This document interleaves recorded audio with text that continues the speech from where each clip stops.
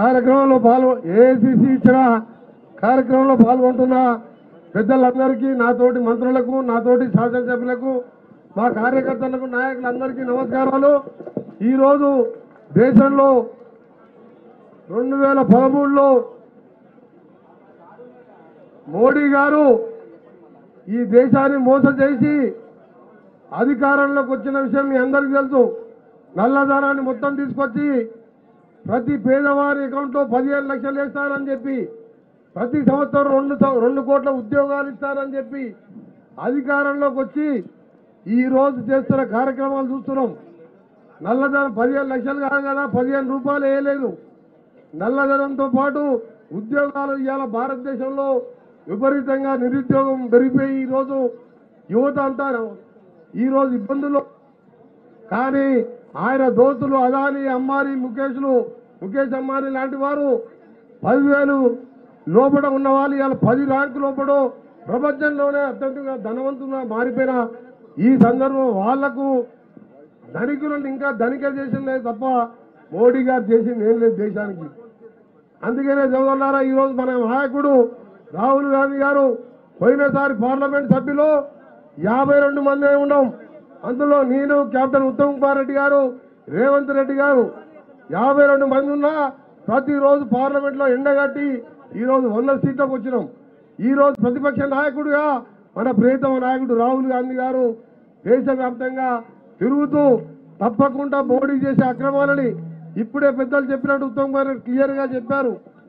సెబీలో వారి అదానీ గారి షేర్ల పాత్ర గారి ఆయన చేసే మోసాల గురించి.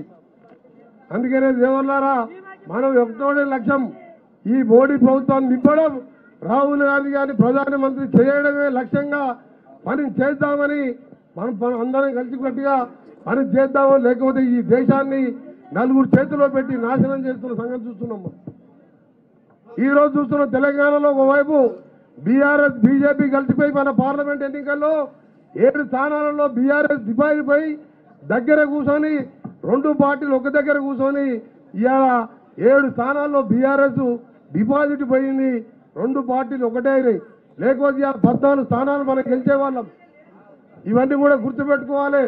తప్పకుండా రాబోయే కాలంలో దేశంలో ప్రధానమంత్రిగా రాహుల్ గాంధీ చేయడమే లక్ష్యంగా పనిచేస్తూ తెలంగాణలో కూడా ప్రజాపాలన తీసుకొచ్చిన మీ అందరికీ, మేము మంత్రులుగా, మీరు కార్యకర్తలు కాదు, అందరం కూడా సమానమే.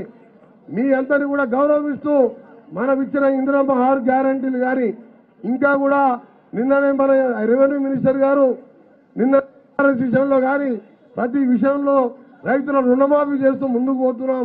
మీ ఆశీర్వాదంతో రాబో కాలంలో ఇటు రాష్ట్రంలో మరో 10 ఏళ్ల పాటు దేశంలో రాహుల్ గాంధీ గారిని ప్రధానమంత్రి చేస్తూ ముందు పోవడమే లక్ష్యంగా పనిచేద్దామని. ఇక్కడ బీఆర్ఎస్ లేదు, అది ఎప్పుడో బీజేపీలో కలిసిపోయింది కాబట్టి దాని గురించి మాట్లాడే అవసరం లేదు. ఒక్కటే మోడీ చేసే మోసాన్ని ఎండగడుతూ ఇవాళ ఏసీ ఇచ్చిన కార్యక్రమంలో పెద్ద ఎత్తున పాల్గొన్న మీ అందరికీ కూడా నమస్కారాలు తెలియజేసుకుంటూ ఈ పోరాటం ముందు ఇంకా ఉధృతం చేస్తూ రాబోయే కాలంలో రాహుల్ గాంధీ ప్రధానమంత్రి రావాలి, మళ్ళా రాజీవ్ గాంధీ ఇందిరమ్మ రాజ్యం రావాలి. అందరికీ నమస్కారం.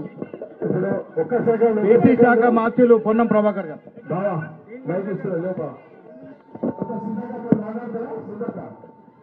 మాట్లాడుతున్నారా